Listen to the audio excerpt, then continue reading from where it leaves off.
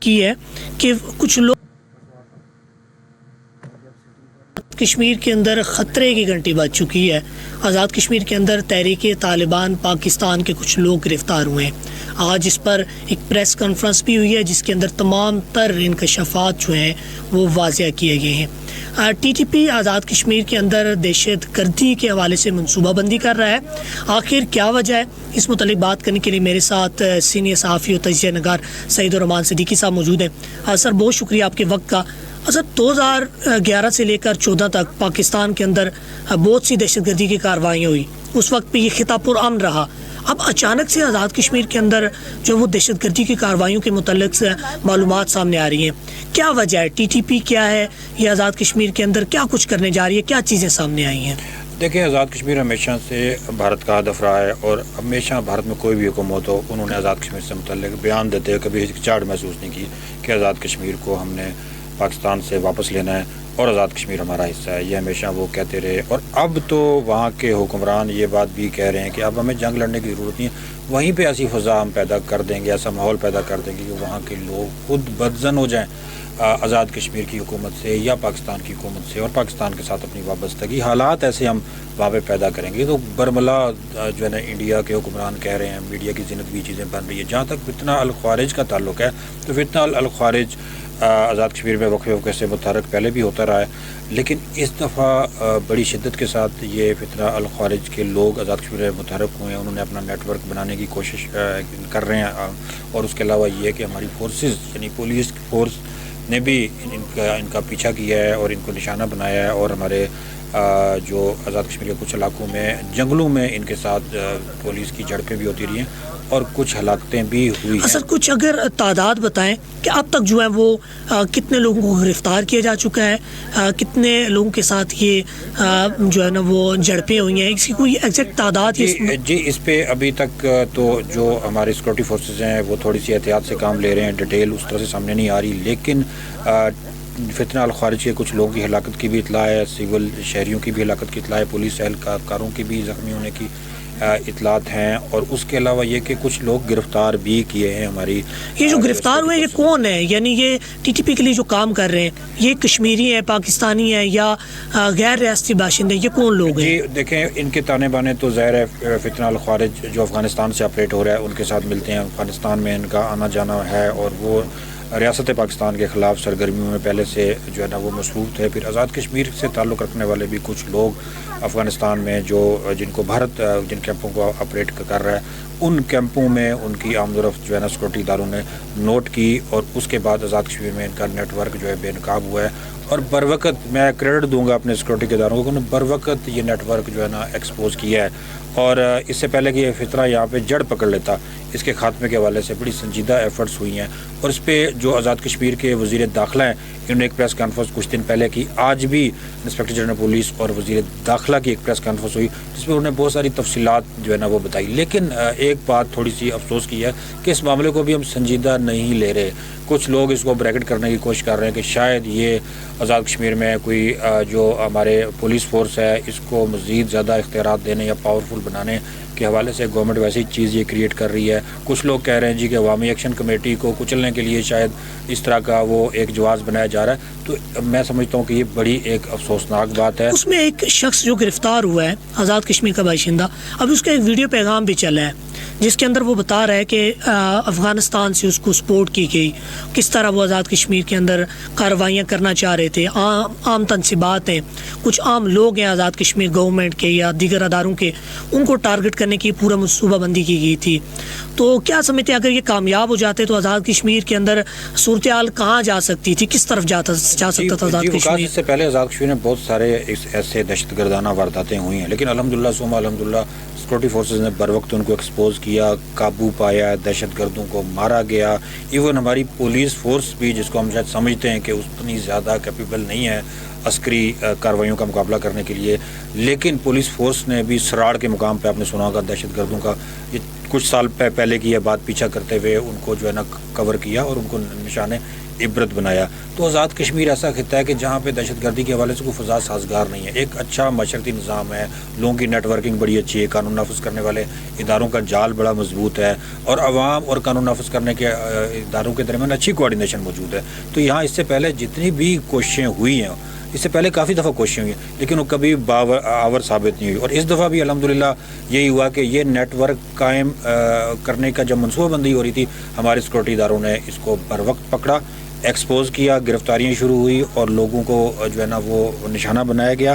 اس طرح کے عناصر کے جو ریاست کے خلاف بندوق اٹھا رہے تھے اور ریاست کے اندر ایک ایسی بات کر رہے تھے جس کا یہاں پہ کوئی جواز نہیں ہے. اچھا سر, ایک اور چیز ہم نے دیکھی ہے کہ عید کے دنوں میں بھارت کی جانب سے line of control per firing بھی کی گئی ہے, اور ابھی جس طرح ہمارے منسٹر پریس کانفرنس میں بتا رہے تھے کہ کچھ ایکٹیویٹی بھی ایل او سی پر دیکھی گئی ہے, اور اس کے ساتھ ساتھ آپ کیا سمجھتے ہیں کہ بھارت لائن آف کنٹرول پر بھی ایسی صورتحال پیدا کرنا چاہتا ہے؟ کیا بھارت کے مقاصد یہ ہیں کہ وہ ریاست کے اندر اس طرح کی دہشت گردی کی کارروائیاں کروا کر لائن آف کنٹرول پر جو ہے نا وہ اشتعال انگیزی, فائرنگ, اس طرح کی صورتحال بنانا چاہ رہا ہے؟ یہ بھی کہیں اس کے ساتھ ملتا جلتا ہے, تانے بانے جڑ رہے ہیں؟ وکاس, یہ نصف صدی کا قصہ ہے, 2-4 برس کی بات نہیں. انڈیا لائن آف کنٹرول پہ جو کچھ کر رہا ہے اس کی تو طویل داستان ہے. ہماری سویلین آبادی کو نشانہ بنایا گیا, ہماری ایمبولینس گاڑیوں کو نشانہ بنایا, ہسپتالوں کو نشانہ بنایا, مساجد کو نشانہ بنایا, لوگوں کی فصلیں جلائی گئی, بے گناہ لوگوں کو سنیپر جو تھے انہوں نے نشانہ بنایا, ٹارگٹ کلنگ ہوئی آزاد کشمیر کے لوگوں کو اس فوج نے, جس کو دہشت گرد فوج کہتے ہیں کشمیری یعنی بھارتی فوج.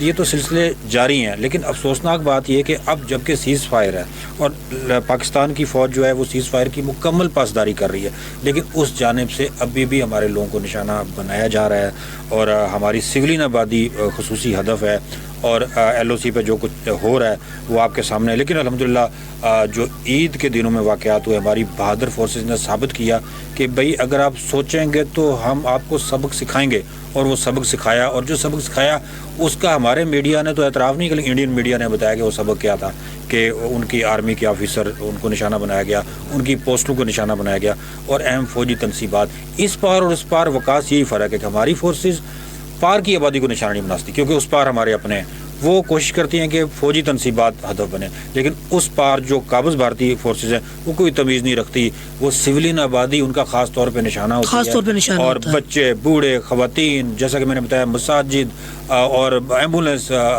ہسپتال, یہ ان کا نشانہ ہوتے ہیں, ٹریکر گارڈ ان کا, ایون شادی شدہ جوڑوں پہ بھی انہیں ٹارگٹ کلنگ جو ہے نا وہ کی ہے نشانہ لے کے.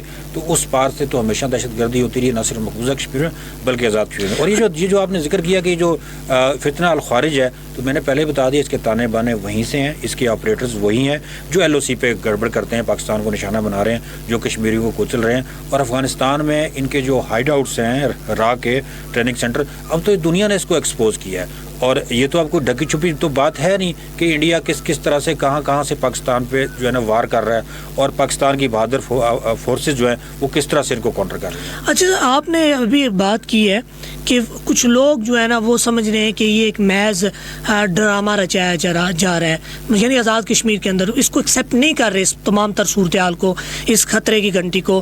تو کیا وجہ ہے اس کے پیچھے, کیا کچھ ایسی وجوہات ہیں جس بنا پر جو ہے نا وہ اس طرح کا پروپیگنڈا کر رہے ہیں, یا اس طرح کی چیزیں وہ سامنے لا رہے ہیں کہ یہ جی ایک محض ڈرامہ ہے, یا سمجھیں کہ آزاد کشمیر گورنمنٹ کو پروٹیکٹ کرنے کے لیے یا پولیس میں کچھ اصلاحات کرنے کے لیے یہ تمام تر چیزیں کی جا رہی ہیں؟ کیا وجہ ہے؟ دیکھیں, آزادی اظہار رائے کا جو مہذب دنیا میں کنسیپٹ ہے وہ یہ ہے کہ آپ ٹھیک بات, پازیٹیو بات یا معاشرے کی تعمیر کی بات کہیں.